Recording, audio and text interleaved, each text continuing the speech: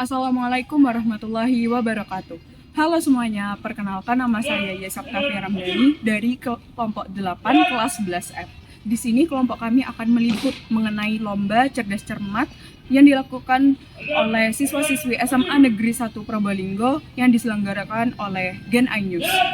Nah, lomba itu dilaksanakan pada tanggal 29 Oktober untuk penyisihan dan 30 Oktober untuk semifinal dan final.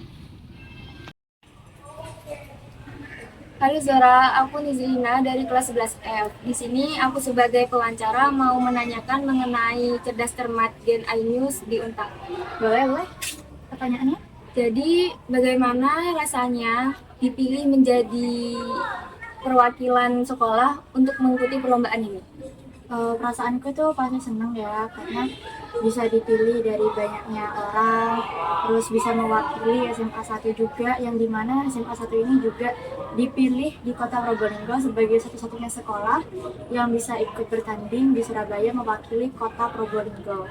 Jadi kalau dipilihnya itu rasa bangga, senang juga bisa mengikuti yang bisa dibilang acara ini terasa bergengsi, dan lumayan susah untuk mengikutinya karena banyaknya pesaing dari dalam sekolah yang juga pasti mau ikut lomba itu sendiri.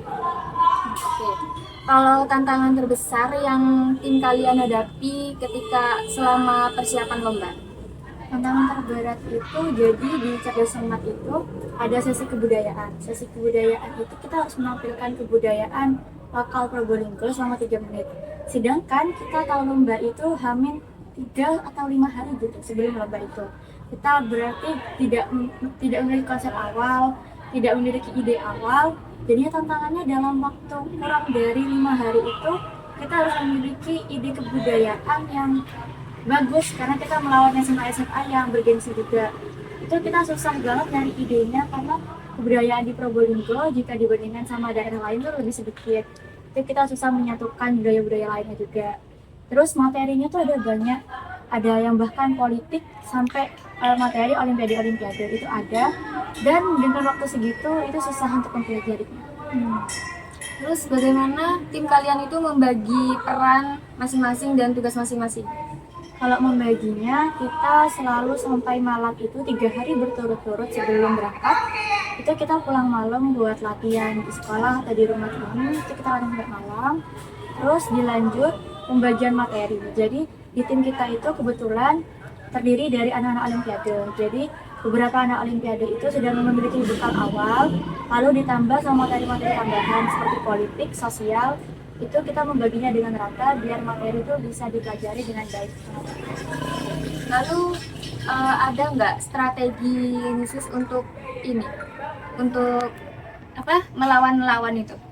Strateginya mungkin waktu kita melihat skor tertinggi itu di mana, kita menyadari kalau yang memakan skor banyak itu ternyata di kebudayaan. Jadi daripada cerdas cermatnya, kebudayaan ini lebih diunggulkan. Jadi kita lebih latihan ekstra itu di kebudayaan, karena buat ngejar SMA-SMA yang lain itu kita bisa ngejar lewat kebudayaan. Terus kita juga pakai ini, waktu di penyisihan kita lihat kalau tidak ada pengurangan poin. Jadi kita bisa atau tidak bisa jawab, kita harus pencet del kan biar tidak diambil tingkalan. Terus kamu gimana ngatasi rasa tekanan atau rasa ragu pas ada di perlombaan itu? Alhamdulillahnya tim kita itu memiliki rasa sportivitas yang tinggi banget. Jadi kalau ada satu yang takut atau satu yang ragu, yang lainnya itu membantu menenangkan, membantu meyakinkan kalau kita bareng-bareng di tim cerdas cermat ini kita pasti bisa melewatinya. Jadi nggak ada yang takut atau grogi, jadi sampai di panggung itu jadi takut tuh nggak ada, karena semuanya saling merangkul. Terus menurutmu seberapa penting sih kerjasama dalam tim itu? Penting banget, penting banget. Di kebudayaan itu kita butuh kekompakan, dimana kalau nggak kompak itu nilainya langsung turun jauh. Terus kalau semisal kita udah bisa jawab tapi kita nggak komunikasi sama yang lain, jawaban ini akan sia-sia karena kita nggak bakal bisa mencet del karena komunikasinya kurang. Terus jawaban yang udah ternyata sudah ketemu ini tidak bisa dijawab dengan baik. Jadi komunikasi itu sangat penting. Terus adakah seseorang inspirasi atau motivasi yang mendorong kamu ikut serta dalam lomba ini?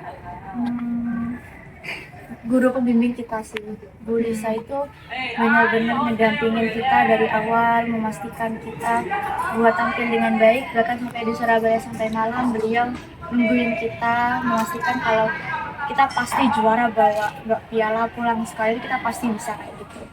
Jadi semangat yang beliau kasih itu tersampaikan dengan baik.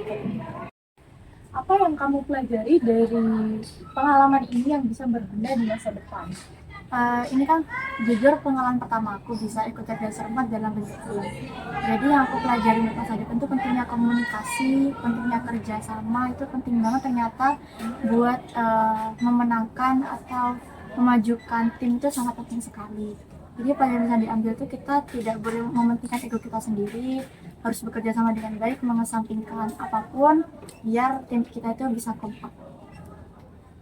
Terus selanjutnya, jika ada kesempatan untuk mengikuti lomba lagi, apa yang akan kalian perbaiki atau lakukan dengan cara yang berbeda? Mungkin kita akan lihat dari jangka waktunya, karena kemarin itu kita benar-benar dikasih waktu seminim itu, jadi kita mungkin akan mencari info lomba itu jauh-jauh hari, jadi kita mempersiapkannya dengan baik dan tidak memforsir kita. Jadi kita selesai itu jam 7 malam, jam 7 sampai jam 10 kita harus belajar materi, itu benar-benar membuat tubuh kita sakit. Terus di hari setelah lomba kita langsung gak masuk sekolah karena drop itu. Selanjutnya, bagaimana cara kalian berlatih gerakan tari tradisional tanpa adanya guru pelatih? Kebetulan salah satu tim kami itu kebetulan sekali ada yang anak tari. Jadi dengan anak tari tersebut Mbak Fani itu melatih kita dari awal sampai akhir yang dengan sabar, dengan baik, meyakinkan kita kalau kita bisa kok, walaupun bukan anak tari itu pasti bisa melatih, dan melatihnya tuh benar-benar tulus gitu, enggak yang marah-marah gitu, enggak. Jadi kita latihannya juga enjoy.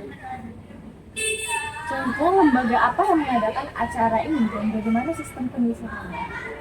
Kalau lembaganya itu jadi untuk ingin mengadakan cerdas cermat, lalu disponsori oleh Ainis TV dan didukung dengan Kemendikbud. Terus sistem penyisihannya itu jadi ada 30 sekolah undangan yang sudah diundang mewakili lomba ini. 30 itu diambil berapa sesi, jadi setiap sesi itu 5 sekolah yang diambil dua sampai akhir itu tersisa tinggal 6 sekolah. Selanjutnya, bagaimana cara kalian menghilangkan pikiran kayak kita tuh nggak bisa karena lawan kita tuh SMA ini gitu? Kita dapat dukungan dari guru pembimbing kalau kita tuh pasti bisa, kita pasti pulang itu bawa piala, itu udah pasti. Jadi rasa senang itu yang buat kita, guru aja percaya sama kita, masa kita gak percaya sama kemampuan kita. Jadinya kita benar-benar kayak mengusahakan semua upaya yang kita bisa biar tidak mengecewakan nama Probolinggo, nama sekolah, dan guru pembimbing kita. Nah, tujuan yang bisa didapatkan oleh Ozo dari mengikuti lomba cerdas cermat yang diadakan oleh Gen Anyus yaitu bisa menambahkan teman dari luar kota atau teman yang ikut lomba itu juga. Juga bisa menambahkan pengalamannya Ozo yang bisa kita ketahui tadi, Ozo baru pertama kali mengikuti cerdas cermat tingkat provinsi. Juga Ozo bisa menambahkan wawasannya dalam materi-materi seperti materi olimpiade, materi tentang kebudayaan tadi, dan lain sebagainya.